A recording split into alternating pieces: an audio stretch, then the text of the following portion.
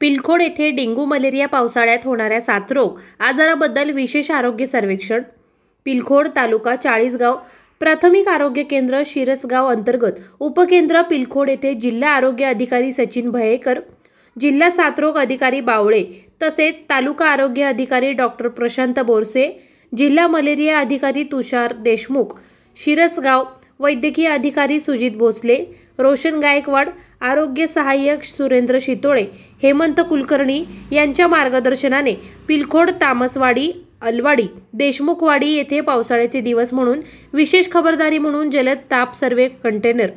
सर्व, वाल गळती, पाईप गळती तपासणी तसेच कायमस्वरूपी साचलेल्या डबक्यात गप्पी मासे सोडणे, क्रूड ऑइल टाकून डास व डासांची पैदास होऊ नये यासाठी सायकल ब्रेक करणे,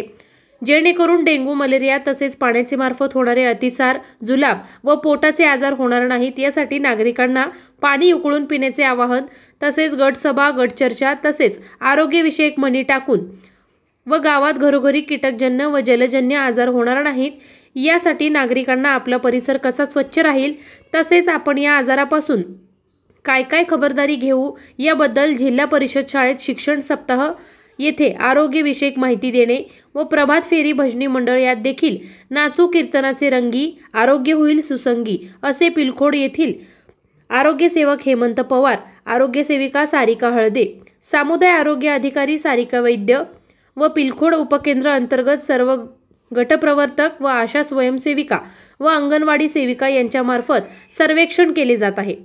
फोटो कॅप्शन, पिलखोड गावात व परिसरात नागरिकांचे आरोग्य चांगले राहावे म्हणून डॉक्टर हेमंत पवार, आरोग्य सेवक हे पाण्याच्या हौदात जंतुनाशक टाकताना